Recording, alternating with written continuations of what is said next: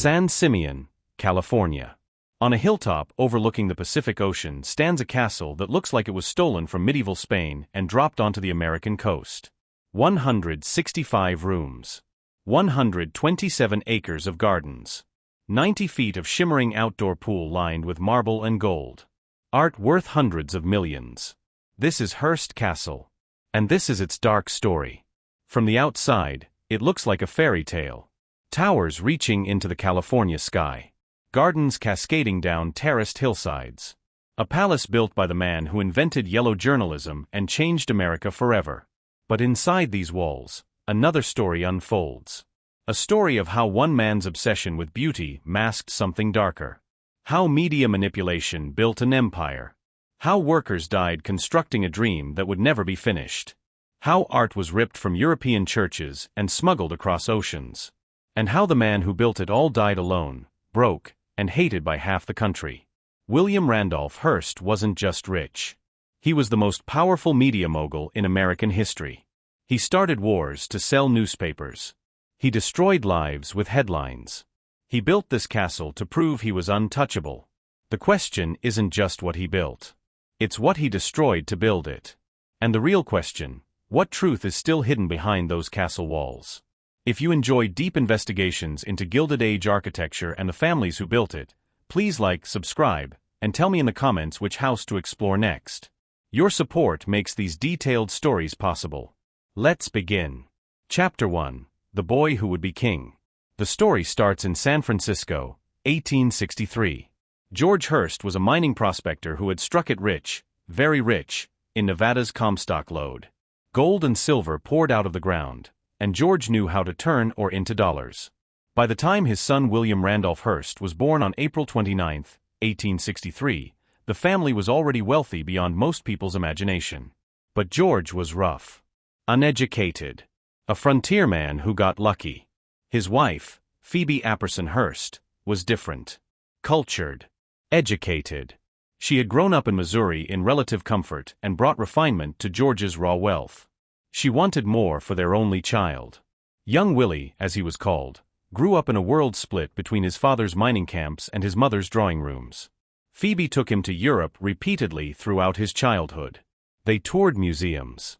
They stayed in grand hotels. They visited castles, churches, and palaces.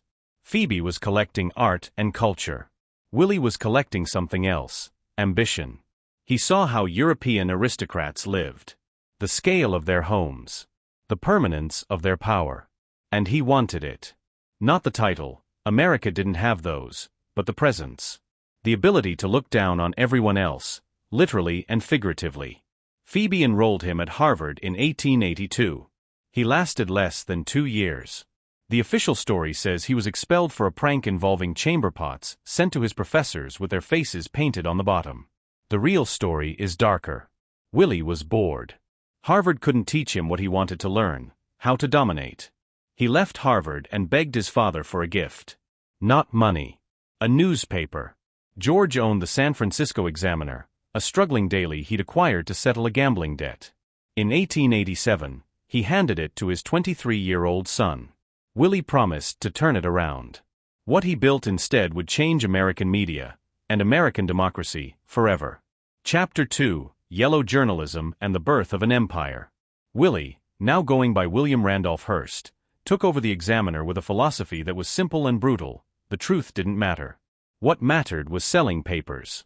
He hired the best writers he could find. He paid them more than anyone else. He told them to make the news exciting. If a story was boring, make it dramatic. If it was dramatic, make it scandalous. If it was scandalous, make it catastrophic. Murder stories became gothic horror.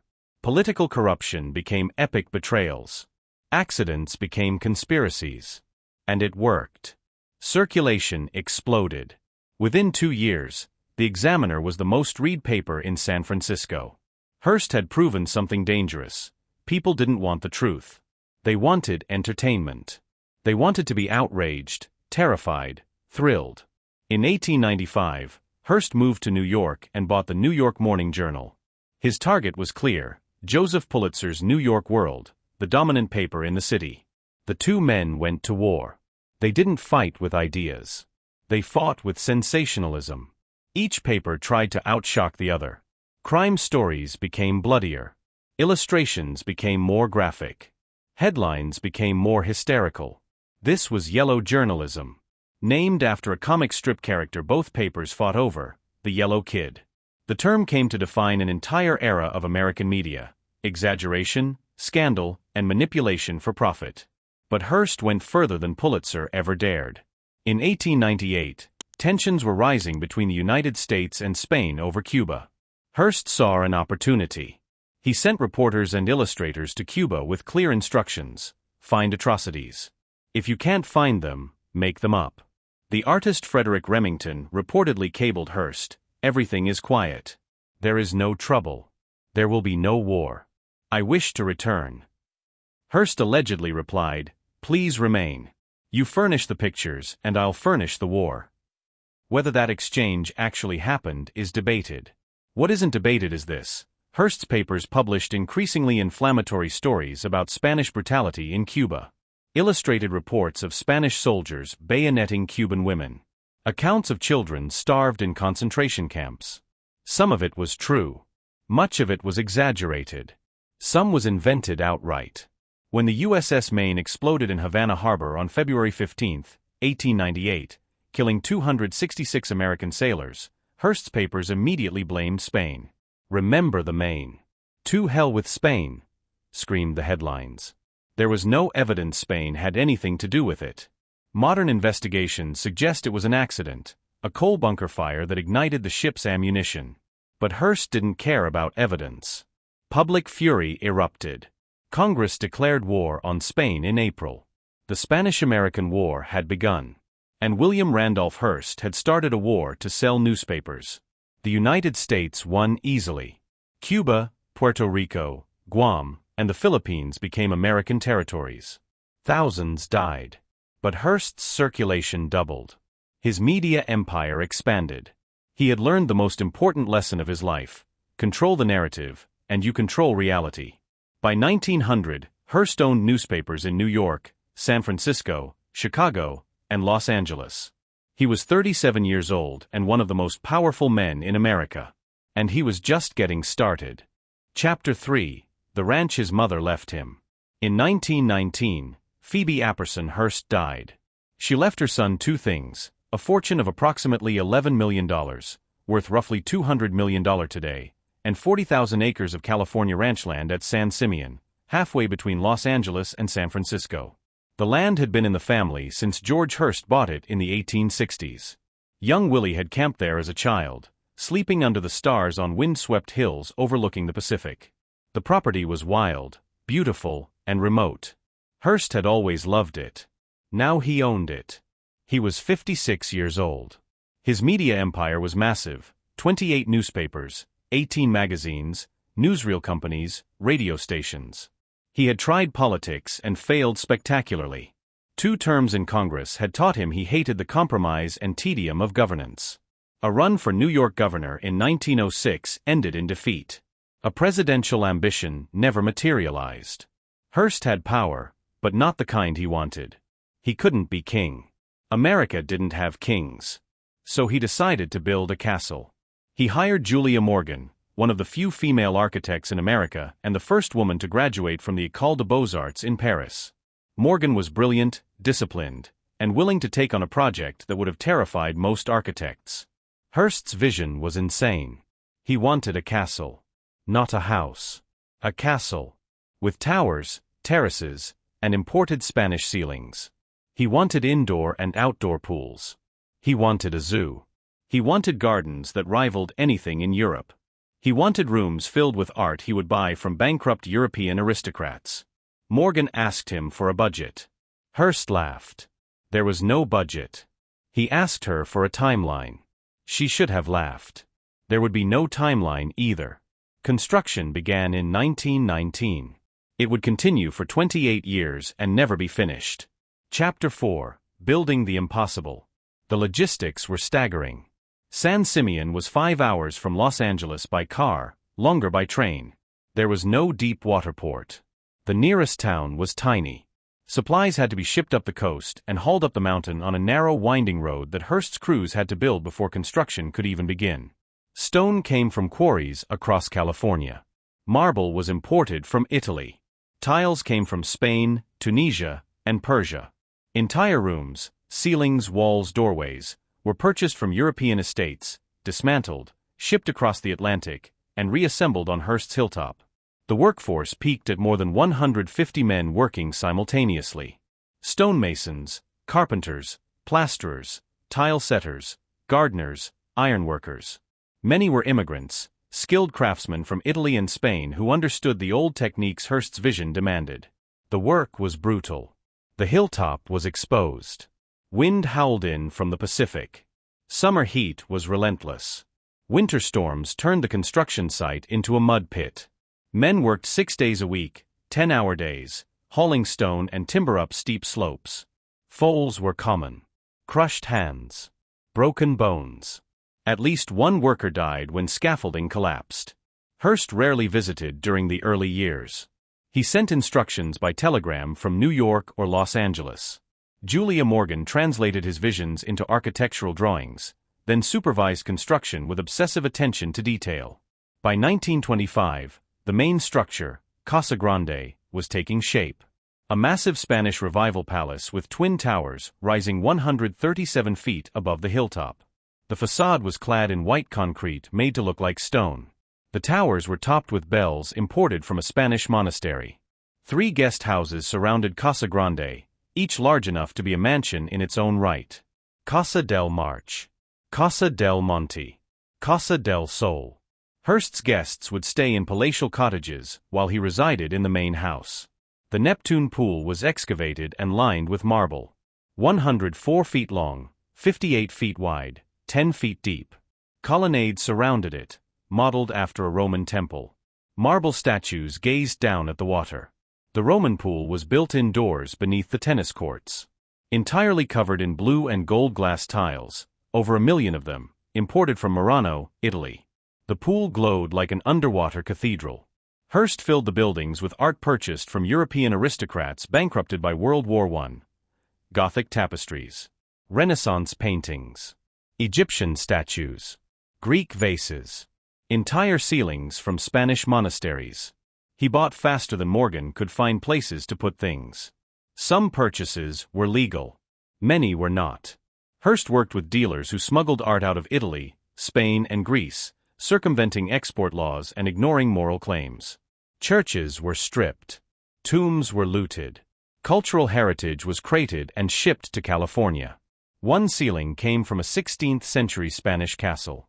Italian authorities tried to block the sale. Hearst's agents smuggled it out anyway. By 1930, the castle was nominally habitable. But construction never stopped. Hearst kept changing his mind. Rooms were redesigned. Buildings were expanded. Gardens were replanted. Julia Morgan would spend nearly 3 decades turning Hearst's whims into reality. The bills were staggering. Estimates vary, but Hearst spent somewhere between $10 million and $30 million on construction alone, equivalent to $200 to $600 million today. And that doesn't include the art. The art collection alone was valued at over $50 million in the 1930s. Adjusted for inflation and appreciation, it would be worth billions today. Hearst was building more than a house. He was building a kingdom. And he intended to rule it like a king. Chapter 5. The Kingdom of San Simeon. By the 1930s, Hearst Castle was fully operational, and the parties began. Hearst sent invitations to Hollywood stars, politicians, business tycoons, and European aristocrats. An invitation to San Simeon was a golden ticket to the most exclusive social scene in America. Guests arrived by train in San Luis Obispo, then were driven up the winding 5-mile road to the hilltop. The approach was designed to build suspense. The road curved through California hills dotted with Hearst's private zoo, zebras, giraffes, kangaroos, even polar bears. Exotic animals wandered semi-free enclosures, visible from the car windows. Then, as the car rounded the final curve, the castle appeared. White towers rising against the sky. Gardens cascading down the hillside. Pools gleaming in the California sun. It looked like something out of a dream. Or a nightmare, depending on who you asked. Inside, the rules were strict. Hearst controlled everything.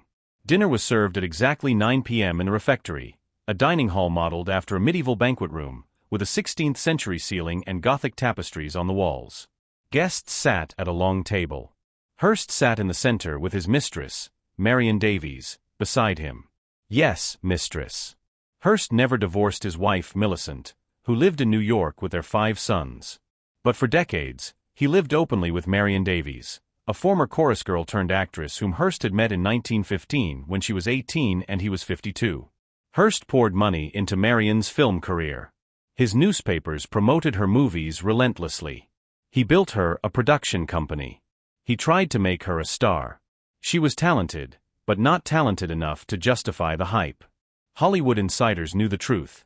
Marion Davies was famous because William Randolph Hearst willed it so. At San Simeon, Marion played hostess. She greeted guests, organized activities, and kept Hearst entertained. She also drank heavily, a secret Hearst tried desperately to hide. The guest list at San Simeon read like a who's who of 1930 celebrity: Charlie Chaplin, Cary Grant, Greta Garbo, Clark Gable, Carole Lombard, Winston Churchill, Charles Lindbergh, Calvin Coolidge. They came for the spectacle, the luxury, the access to power. But they also came because refusing an invitation from William Randolph Hearst was dangerous. Hearst's newspapers could make or destroy careers. A positive review could launch a film. A scandal could end a political career. Everyone understood the bargain. Come to San Simeon, be charming, and maybe Hearst's papers would treat you kindly. The parties followed a rhythm. Afternoon activities: horseback riding, tennis, swimming in the Neptune pool. Cocktails at 7:30 p.m. in the assembly room, surrounded by Renaissance art and priceless antiques. Dinner at 9 p.m., often featuring elaborate menus and endless courses. Then movies. Hearst had a private theater, 120 seats, state-of-the-art projection. He screened new releases before they reached the public, often with the stars who appeared in them sitting in the audience.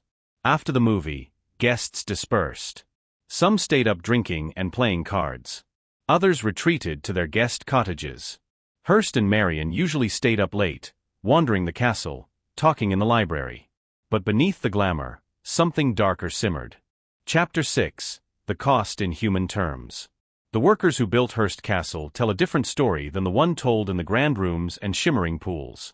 Their names are mostly lost to history. No plaques commemorate them. No monuments mark their contribution. But fragments remain: payroll records, injury reports, letters home, and occasional newspaper accounts that survive in archives. Construction ran continuously from 1919 to 1947. Peak employment reached over 150 workers on site simultaneously. Over those 28 years, thousands of men cycled through the project, some staying for weeks, others for years, a few for decades. The pay was better than most construction jobs in California. Hearst understood that skilled craftsmen commanded premium wages, especially for work this remote and demanding. A master stonemason could earn $8 to $10 a day in the 1920s. Good money when farm laborers made $2 and factory workers made $3. But the work was punishing. San Simeon sat on an exposed hilltop 1,600 feet above the Pacific. Wind screamed in from the ocean, especially in winter. Summer heat reached 100 degrees. There was no shade on the construction site until buildings went up. Workers hauled stone, timber, and materials up steep grades using mules, trucks, and their own backs. The stone came from quarries miles away. Each block had to be cut, shaped, loaded onto trucks, driven up the winding mountain road, then carried or hoisted into place. A single piece might weigh several hundred pounds. The tiles for the Roman pool, over 1 million individual pieces, had to be set by hand. Each tile was roughly 1 inch square. Workers spent months on their knees, fitting tiny glass squares into place according to Morgan's designs, breathing dust and chemical fumes in an enclosed space. Accidents were inevitable. Scaffolding collapsed. Men fell from heights. Stone crushes hands and feet. One worker was killed in 1924 when a load of stone broke loose and crushed him. Another died in 1927 when he fell from a third-story window during installation work. Hearst's lawyers settled with families quietly. Cash payments. Agreements not to sue. The deaths were never publicized. Construction continued. Some workers lived on site in temporary housing, rough wooden barracks with minimal amenities. Others commuted from San Luis Obispo or Cambria, spending hours each day traveling to and from the job. Those who lived on site ate in a mess hall. The food was adequate but plain, nothing like what Hearst and his guests enjoyed. The class divide was absolute and visible. Workers entered through service gates and used service roads. They were forbidden from approaching the main buildings except when their work required it. They could see the Neptune pool from a distance, but would never swim in it. They could glimpse guests arriving in expensive cars and designer clothes, but would never join them for dinner. Some workers spoke to reporters years later about what it was like to build Hearst's dream. One stoneworker described the castle as beautiful on the outside, brutal on the inside. He meant the working conditions, but the phrase works on multiple levels. A carpenter who spent 5 years on the project said Hearst visited occasionally and walked around like he owned the place, which he did, I guess. But he never looked at us. We were invisible. Julia Morgan was different. Workers almost uniformly described her as fair, demanding but respectful. She knew their names. She inspected their work closely and corrected mistakes immediately, but she also praised quality craftsmanship. One tile setter said Morgan once stopped work for an entire day because she noticed the color gradation on one section of the Roman pool didn't match her specifications perfectly. Thousands of tiles had to be removed and replaced. The workers groaned, but they also respected her standards. Morgan herself lived simply during construction. She stayed in a small cottage on the property, worked 12-hour days, and ate meals with the construction foreman. She never attended Hearst's parties. She was there to build, not socialize. By some accounts, Morgan was the only person on the entire project who understood both sides, the workers building it and the billionaire demanding it. She translated Hearst's impossible visions into feasible construction plans, then made sure the men had what they needed to execute them. But she also enforced Hearst's absolute control. When workers complained about conditions, Morgan reminded them they were free to leave. When someone challenged a design decision, she shut them down. The client's wishes were final. The racial dynamics were complex and troubling.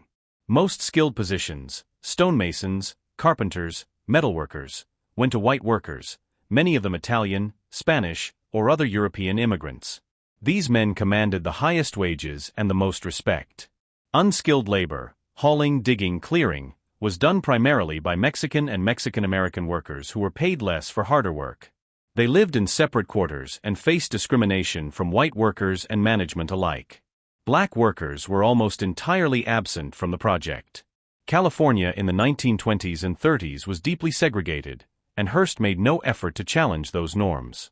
His castle was built by a workforce that reflected and reinforced the racial hierarchies of the era. Some workers stayed for decades. A few became almost part of the estate's permanent staff, transitioning from construction to maintenance as buildings were completed. These men saw the castle grow from foundation to finished structure. They witnessed Hearst's parties from a distance. They watched Hollywood stars splash in pools they had built. One maintenance worker who started in 1925 and stayed until the 1950s later described San Simeon as two different worlds on the same hill. Up top, it was all champagne and movies. Down where we worked, it was hammers and concrete. When construction finally stopped in 1947, not because the castle was finished, but because Hearst could no longer afford to continue, many workers were let go with little notice. The Depression had already gutted the construction industry. Jobs were scarce. Some men who had spent years building Hearst's dream found themselves unemployed and struggling to feed their families. Hearst never publicly thanked them. Never acknowledged their contribution. Never invited a single construction worker to one of his legendary parties. The castle they built would eventually be visited by millions. But the men who built it remain largely invisible, their stories buried as deeply as the foundations they poured. Chapter 7: The Zoo Nobody Talks About. One of Hearst's strangest obsessions barely gets mentioned in most castle tours: his private zoo, the largest in the world at the time. It started small in the 1920s. A few deer. Some elk. Harmless animals wandering the hillsides, adding to the exotic atmosphere Hearst was cultivating. But Hearst, as always, couldn't do anything halfway. By the 1930s, San Simeon housed one of the most extensive private animal collections on Earth: zebras, giraffes, kangaroos, emus, ostriches, various species of antelope and deer, llamas, camels, chimpanzees, orangutans, leopards, lions, bears, elephants, and even polar bears. Yes, polar bears. In California. The animals were kept in enclosures scattered across the ranch's 250,000 acres. Hearst had continued buying land around the original 40,000 acres. Some wandered semi-free. Others were kept in cages.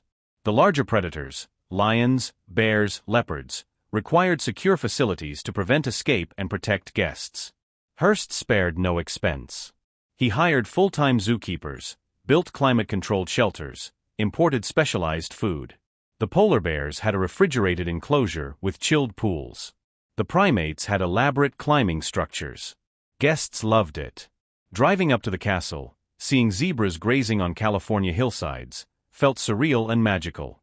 It was exactly the effect Hearst wanted, a constant reminder that normal rules didn't apply here. But the reality behind the spectacle was darker. Many animals died. Polar bears aren't meant for California heat, even with refrigeration. Tropical primates struggled with the coastal cold and fog. Animals escaped periodically, creating dangerous situations. A zebra mauled a ranch hand in 1928. A bear broke out of its enclosure and had to be shot before it reached the castle. The zoo required constant management and massive expense. Food bills alone ran thousands of dollars monthly. Veterinary care for exotic animals was primitive in the 1930s. Most problems were solved with bullets, not medicine. Wildlife authorities occasionally raised concerns. California had minimal exotic animal regulations at the time, and Hearst's political connections kept inspectors away. But privately, zoologists who visited San Simeon were horrified by some of the conditions.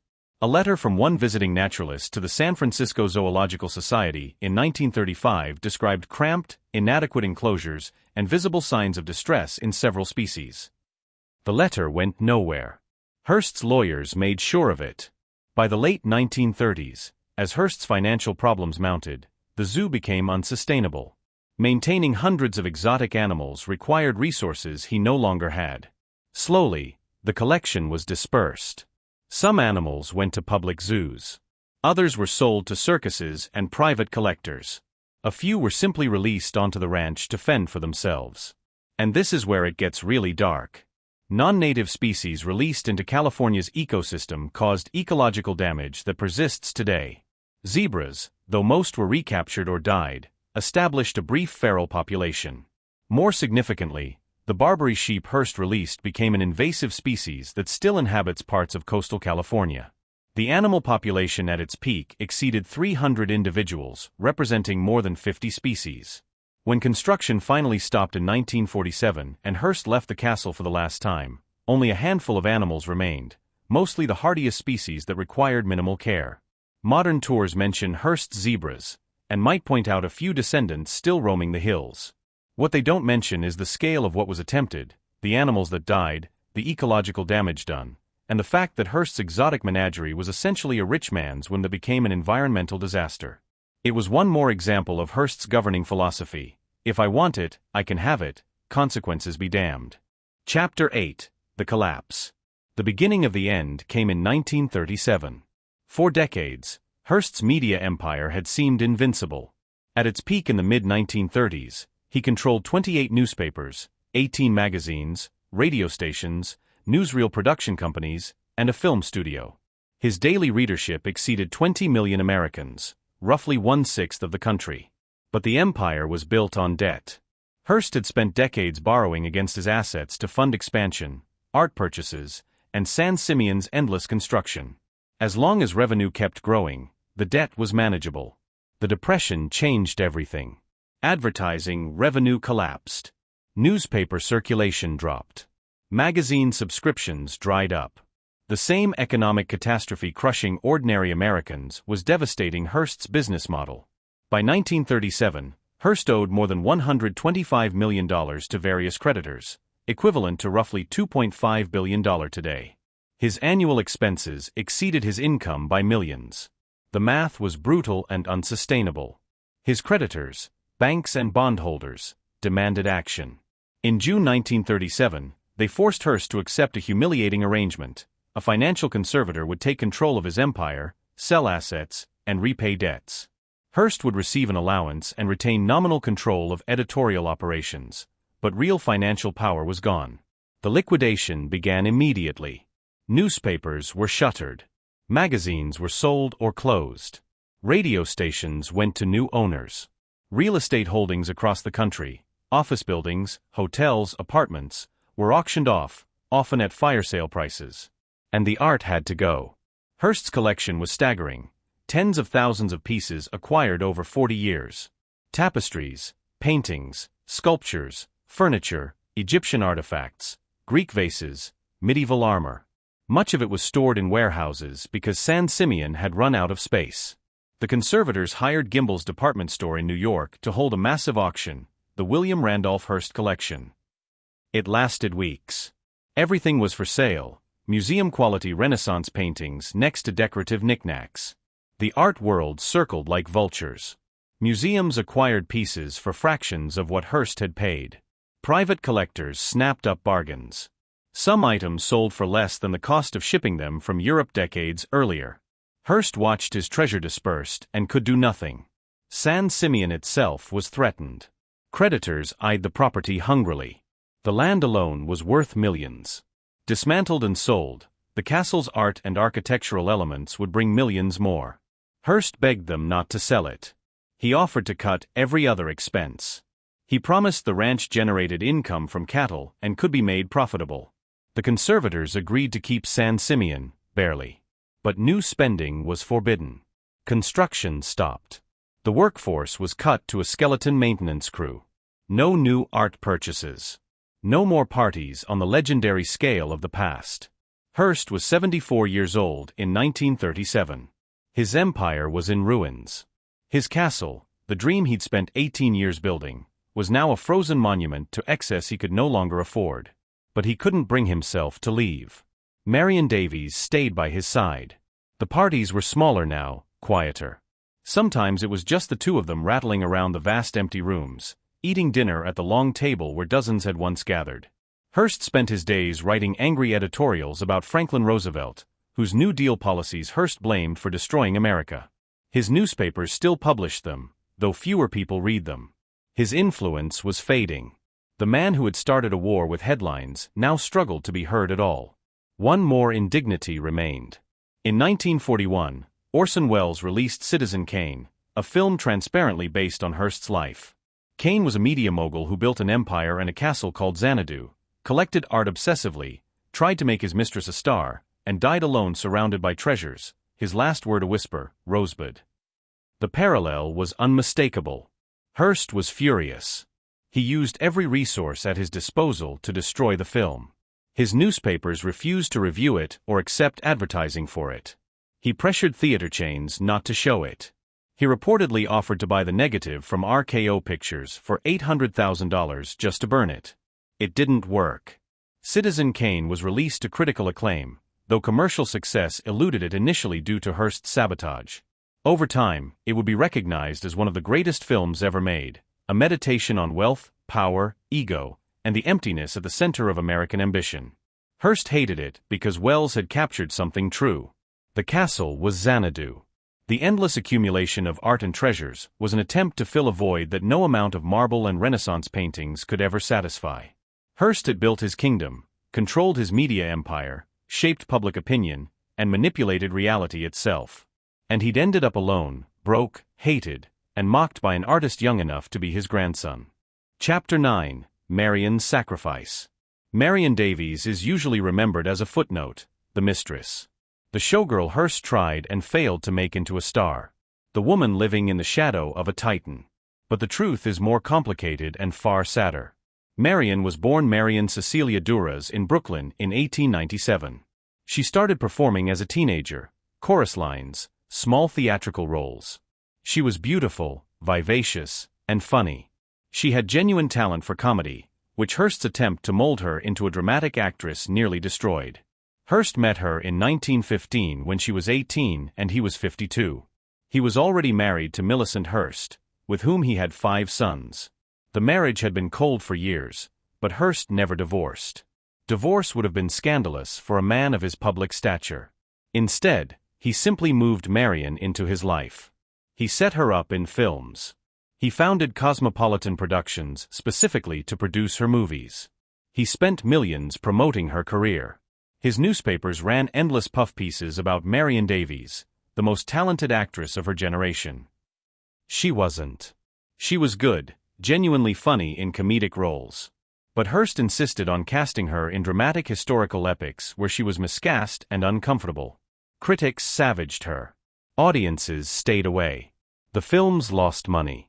But Hearst kept trying. He couldn't accept that his will alone couldn't make Marion a star on the level of Greta Garbo or Katharine Hepburn. At San Simeon, Marion played the role of hostess. She greeted guests, organized activities, kept the mood light. She was beloved by Hollywood friends who appreciated her warmth and humor. Charlie Chaplin adored her. Clark Gable called her one of his closest friends. But she was trapped. Hearst was obsessively controlling. He monitored whom she spoke to, where she went, what she wore. He was pathologically jealous.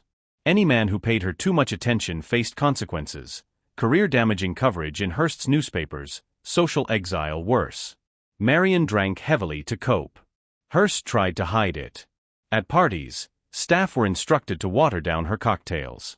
When she drank too much, she was quietly removed from sight. She stayed with him for 35 years, not out of love, though affection existed, but because leaving was impossible. She had no real career outside what Hearst had built for her. Her family depended on his generosity. She was financially comfortable but not independent. Then came 1937 and the financial collapse. Hearst's conservators demanded cuts everywhere. San Simeon's budget was slashed. Marion's film career, already floundering, was finished. Cosmopolitan Productions was shuttered. The parties stopped. And Marion did something extraordinary. She sold her jewelry and gave Hearst $1 million to help pay his debts.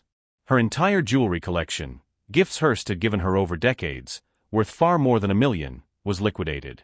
She handed him the cash, no strings attached. Hearst was reportedly moved to tears. It may have been the only truly selfless act anyone had shown him in years. But even this couldn't save the empire. The debt was too massive. The conservators sold properties worth tens of millions. Hearst's allowance kept him comfortable but not lavish. The days of unlimited spending were over. Marion stayed. Through the financial collapse, through the humiliation of Citizen Kane, through Hearst's declining health and fading influence. In 1947, Hearst's doctors told him he needed to leave San Simeon. At 84, his heart was failing. The castle was too remote. If he had a medical emergency, help couldn't arrive in time. He resisted for months. Leaving San Simeon felt like admitting defeat. But finally, in May 1947, he agreed. Marion helped him pack. They left the castle for the last time. They moved to a house in Beverly Hills, comfortable but modest compared to what they'd left behind. Hearst's health deteriorated rapidly. He could barely walk. His mind remained sharp, but his body was failing. Marion was with him constantly. She read to him, brought him meals, held his hand when pain kept him awake. On August 14, 1951, William Randolph Hearst died. He was 88 years old. Marion was at his bedside. She'd spent 36 years with him. She'd sacrificed her career, her independence, and potentially her own happiness for a man who could never fully commit to her. And then came the final betrayal. Hearst's will left Marion $1 from his estate. Everything else went to his family, Millicent, his legal wife, and their 5 sons. The $1 million gift Marion had given Hearst in 1937? Not mentioned. The decades of companionship? Irrelevant in the eyes of the law. Marion wasn't even allowed to attend his funeral. The Hearst family made it clear, she was not welcome. She was 54 years old, suddenly cut off from the world she'd inhabited for most of her adult life. Marion married a much younger man 11 weeks later, a hasty, possibly desperate attempt to move on. The marriage was unhappy. She drank more heavily. Her health declined. She died in 1961 of cancer. She was 64. Her last years were lonely, her legacy reduced to a footnote, Hearst's mistress. The tragedy of Marion Davies is that she was talented, generous, and loyal, and all of it was wasted on a man who loved his castle more than he loved her. Chapter 10: The Castle That Became a Museum. After Hearst died in 1951, San Simeon stood empty. The Hearst Corporation, the family business now run by Hearst's sons, owned the property but had no idea what to do with it. Operating the castle as a private residence was financially impossible. Selling it would be difficult. Who could afford to buy and maintain such a property? For years, it sat vacant. A skeleton maintenance crew prevented total decay. The pools were drained. The rooms were mothballed. Dust accumulated on priceless art. The zebras wandered the hills, the last remnants of Hearst's zoo. The Hearst family considered options. Demolition was discussed. Strip the valuable architectural elements, auction the art, develop the land. Some family members pushed for this. The property was worth more as parcels than as a whole. But public pressure built against destruction. By the 1950s, Hearst Castle had become legendary. Ordinary Americans who had read about it in magazines wanted to see it. Preservationists argued it was architecturally and culturally significant. In 1957, the Hearst Corporation made a decision that would save the castle. They donated it to the state of California. The deal was complex. The state would operate San Simeon as a historic monument and museum. The Hearst Corporation retained some land around the property. The family would keep a portion of the art collection. The rest would stay with the house. And the Hearst family would be involved in governance through an advisory board. It was a practical solution. The state took on the financial burden of maintenance and operation. The Hearst family offloaded an asset they couldn't afford while maintaining some control and goodwill. On June 2, 1958, Hearst Castle opened to the public as a state historical monument. Tickets were $2. Thousands came the first week. They walked through the assembly room, stood in the refectory where Hollywood stars had dined, gazed at the Neptune pool that had been drained since Hearst left. The tours told a sanitized story. Guides described Hearst as a newspaper publisher and art collector who had built a magnificent estate. They pointed out architectural details, discussed the provenance of artworks, described the construction timeline.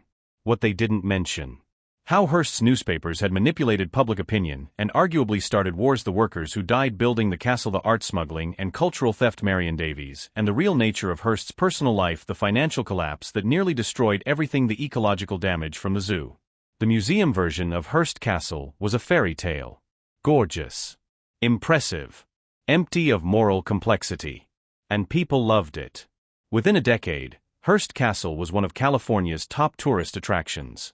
Attendance climbed from tens of thousands annually to hundreds of thousands.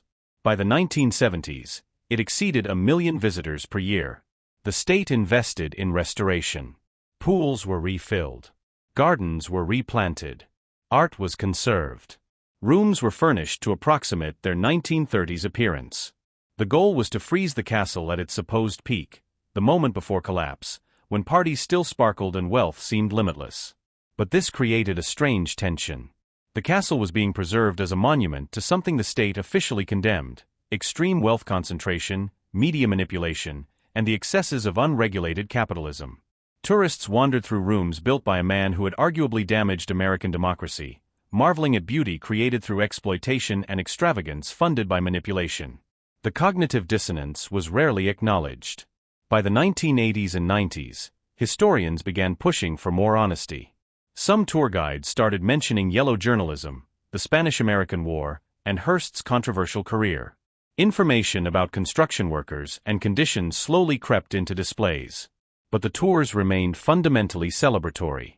Hearst Castle was marketed as a triumph. Look what American ingenuity and ambition can build. Rather than as a cautionary tale about power, ego, and the corruption that follows concentrated wealth. Today, Hearst Castle receives about 750,000 visitors annually, down from a peak of over 1 million, partly due to access issues from highway damage.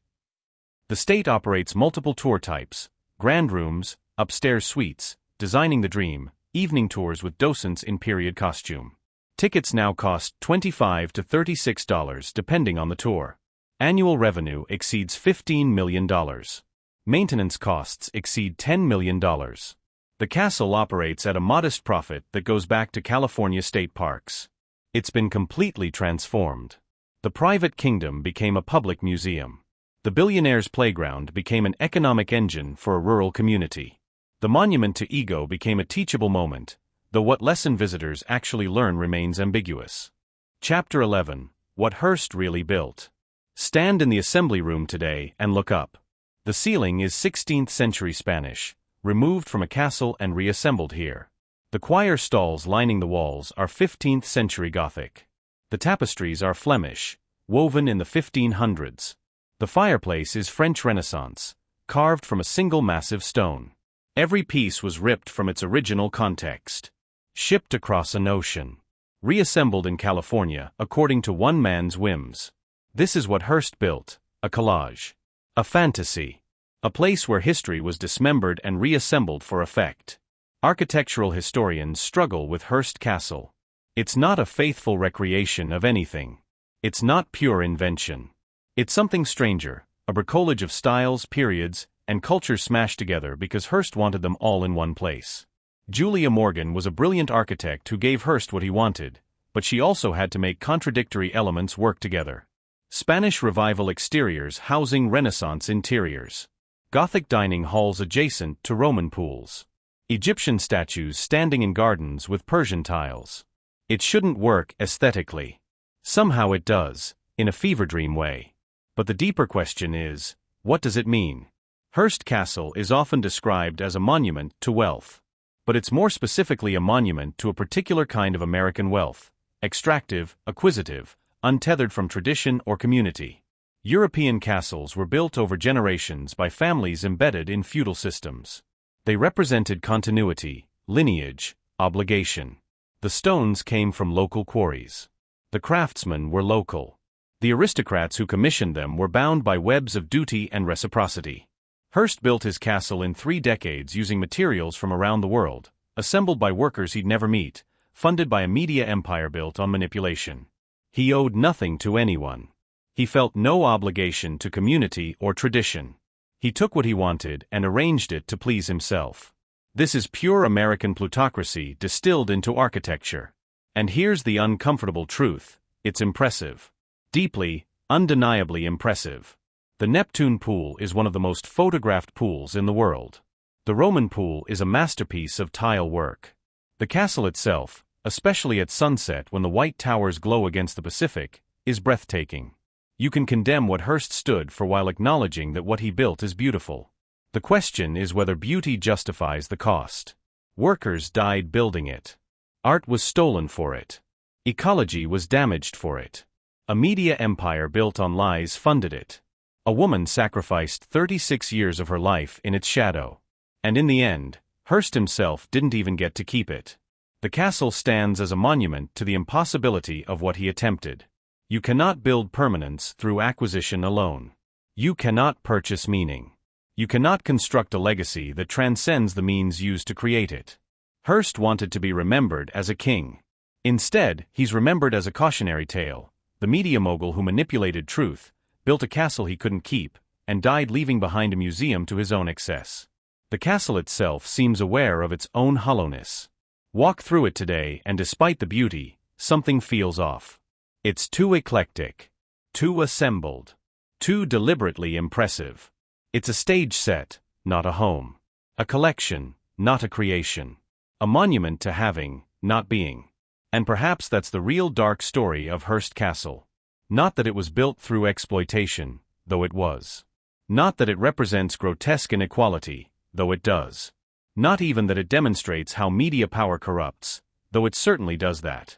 The darkest truth is simpler. Hearst spent 28 years and untold millions building a place that was never really his home. A place that never satisfied whatever hunger drove him to keep building, keep acquiring, keep expanding. He built a castle to prove he was a king. But kings belong to their kingdoms. Hearst belonged to nothing and no one. His empire crumbled. His art was sold. His legacy was mocked in a film. His companion was disinherited. And the castle, the thing he'd poured everything into, became a museum where strangers walk through his rooms, look at his things, and leave without understanding who he really was. What Hearst really built was the most elaborate tomb in America. A pyramid of marble and gold, filled with treasures, commemorating a man who wanted immortality and got tourism instead. Chapter 12. The Hidden Rooms. Here's something most visitors never learn. There are rooms at Hearst Castle that aren't on any tour. Sealed storage areas. Locked attics. Basement spaces that contain pieces too valuable or too fragile to display. Mechanical rooms with the original infrastructure still in place. And there are rumors, persistent, unverifiable rumors, of things Hearst hid. The staff who work at the castle know about some of these spaces. Archivists and curators have catalogued what's in storage. But access is restricted. The public tours show perhaps 40% of the actual structure. Why? The official reason is preservation and safety. Some areas are structurally unsound. Others contain items that need climate-controlled environments. Still others are simply too small or awkward to accommodate tour groups safely. But there's another reason, whispered by former staff and acknowledged in careful language by historians. There are things at Hearst Castle that reflect poorly on Hearst's legacy, and the Hearst Corporation, which still maintains influence over the property, prefers they stay hidden. For example, Hearst's private correspondence. In the 1980s, researchers gained access to boxes of letters stored in a locked room in one of the towers. What they found was explosive, evidence of Hearst's direct involvement in bribing politicians, blackmailing rivals, and using his newspapers to destroy enemies. One letter outlined a scheme to fabricate evidence against a California governor who had opposed Hearst's interests. Another discussed payment to a journalist for planting false stories about a competing newspaper owner. A third detailed Hearst's knowledge of, and tacit approval of, illegal tactics his editors used to obtain photographs and information. These letters were quietly resealed. A few historians have referenced them in academic papers, but the originals remain inaccessible to most researchers. The official explanation is that they're part of the Hearst family's private papers, not part of the state monument collection. Then there's the art. When Hearst died, his collection was divided. Some pieces stayed at the castle. Others went to the family. Still others were sold to satisfy remaining debts. But a portion, exact size unknown, went into permanent storage. Some of this art was too valuable to display without prohibitively expensive security. Some was too controversial. And some, according to sources who've seen storage inventories, includes pieces that were almost certainly stolen. One example that surfaced briefly in legal documents: a Byzantine mosaic panel that Italian authorities claimed was looted from a church near Ravenna in the 1920s. The mosaic appeared in a 1930s inventory of Hearst's collection, but vanished from documentation after World War II. Italian officials requested its return in the 1970s. California state parks claimed no knowledge of it. Two possibilities exist: it was sold off decades ago, or it's still at the castle, hidden to avoid legal complications. Similar questions surround other pieces. Hearst dealt with smugglers and black market dealers. Some art he purchased had murky provenance even by the standards of the time. Modern museums face increasing pressure to return stolen cultural heritage. Hearst Castle, as a state-run facility, would face similar obligations if authorities knew what was in storage. There are also rooms that were sealed for darker reasons. Tour guides sometimes mention that not all of Mr. Hearst's guests enjoyed their visits. This is a euphemism. In the 1980s, a researcher interviewed former staff members about the castle's history. Several described incidents that were never publicly reported. A guest who died in one of the bedroom suites in 1936, officially from a heart attack, though whispers at the time suggested suicide or possibly foul play. The room was sealed after Hearst left and hasn't been shown on tours since. A party in 1934 where a guest was seriously injured in a fall that may or may not have been accidental. Hearst's lawyers settled with the family, and the area where it occurred was closed off. Multiple accounts of Marion Davies finding guests passed out or worse in various rooms, victims of alcohol, drugs, or a combination. These incidents were hushed up completely.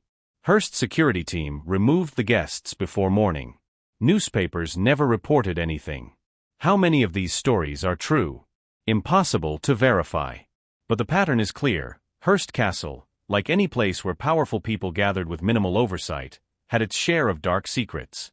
Some were probably innocent, medical emergencies, accidents. Others may have been more sinister. What's certain is that Hearst had the power to make inconvenient truths disappear. His newspapers could ignore stories. His lawyers could buy silence. His wealth could reshape reality. The castle was his kingdom, and in kingdoms, the king's word is law. Today, those secrets are buried in sealed rooms, inaccessible archives, and fading memories of staff who signed non-disclosure agreements decades ago.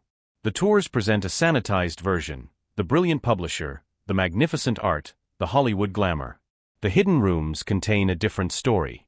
One about power, corruption, manipulation, and the consequences when one person controls both the narrative and the evidence. Visitors walk through Hearst Castle taking photographs, marveling at the pools and tapestries, imagining what it must have been like to live there. What they're seeing is a carefully curated performance. The real castle, the full truth of what happened there, remains locked away. And perhaps that's fitting.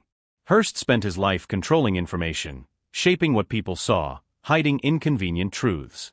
His castle does the same thing. Beautiful on the surface, dark underneath. Forever performing the myth while concealing the reality. Conclusion: the castle in the fog. On most mornings, fog rolls in from the Pacific and blankets San Simeon. The castle disappears into white mist. The towers vanish. The pools fade. The entire structure becomes a ghost. Then the sun burns through, and suddenly it's there again, white and gold and impossible, rising from a California hillside like a mirage made solid. This is how Hearst Castle should be understood. As something between real and imagined. A fever dream made concrete. A monument to the strange dark magic of what concentrated wealth and unchecked ego can build. The facts are straightforward. One man built the largest, most expensive private residence in American history. He filled it with stolen art, hosted lavish parties, manipulated media, shaped politics, and ultimately lost almost everything. The castle survived him. It transformed from private kingdom to public museum. It now serves tourists instead of billionaires, generates revenue instead of consuming it, and teaches lessons its builder never intended. But the deeper truth is harder to summarize. Hearst Castle represents something fundamentally American: the belief that enough money can buy anything, build anything, erase any boundary. The conviction that self-made empires are legitimate regardless of how they're built or what they destroy. It also represents the limits of that belief. Hearst built his castle, but he couldn't keep it. He shaped public opinion, but he couldn't control his own legacy. He collected treasures from around the world, but he died without anything that truly mattered: love, respect, peace. The castle stands because it became public property. It endures because the state maintains it. It matters because ordinary people can visit it. Everything Hearst tried to keep private and exclusive became common and shared. The king's palace became the people's park. There's justice in that. A poetic reversal. The monument to private excess survives only through public ownership. But there's also loss. The craftsmanship that built Hearst Castle, those skills, that patience, that attention to detail, has largely disappeared from American construction. We don't build this way anymore. Can't afford to. Don't value it enough. The vision, however flawed, of creating something meant to last centuries, that's rare now. Modern billionaires build server farms and invest in funds. They exercise power through platforms and influence. But they don't build castles. The world that made Hearst Castle possible is gone. The combination of extreme wealth, minimal regulation, cheap skilled labor, and social acceptance of ostentatious display, that particular moment passed and won't return. We can criticize what Hearst built and how he built it. We should. The exploitation, the manipulation, the theft, all of it was wrong. But we should also acknowledge that Hearst Castle is, objectively, one of the most remarkable structures ever built in America. Flawed. Problematic. Built through means we should condemn. And beautiful. Undeniably, breathtakingly beautiful. The question that lingers is this: can we separate the beauty from the darkness? Should we? Or are they inseparable? The soaring towers and the broken workers, the Roman pool and the stolen art, the grand vision and the media manipulation, all woven together into a single complicated truth. Hearst Castle forces us to confront something uncomfortable: that terrible people can create magnificent things. That beauty doesn't redeem evil, but evil doesn't erase beauty. That history is messy and moral absolutes don't apply cleanly to granite and gold. Maybe that's the real lesson. Not that Hearst was a monster, though he did monstrous things. Not that the castle should be torn down, though it represents values we should reject. But that we live in a world where both can be true, where we can condemn the man and preserve the monument, where we can acknowledge the cost and still appreciate what was built. The fog rolls in again. The castle disappears. The white towers fade into mist. But you know it's still there. Still standing on that hilltop. Still drawing visitors who want to see what one man's obsession looks like when carved in stone. Still teaching its dark lesson about wealth, power, beauty, and the American belief that enough money can build anything, even immortality. The castle survived because it became something Hearst never intended: a public trust, a shared heritage, a monument to both human achievement and human folly. It will stand long after everyone who remembers William Randolph Hearst is gone. And maybe that's the darkest truth of all. The castle won. Hearst lost. The thing he built outlived him, outlasted his empire, outgrew his intentions, and became something bigger than he ever was. He wanted to be remembered as a king. Instead, he built a museum to his own failure. And 1 million visitors a year walk through it, taking selfies by the Neptune pool, never quite understanding what they're really seeing. The end. If you enjoyed this investigation into Hearst Castle and the dark truth behind America's most mysterious mansion, please like this video, subscribe to the channel, and tell me in the comments which historic house we should explore next. Your support makes these detailed stories possible. Thank you for watching.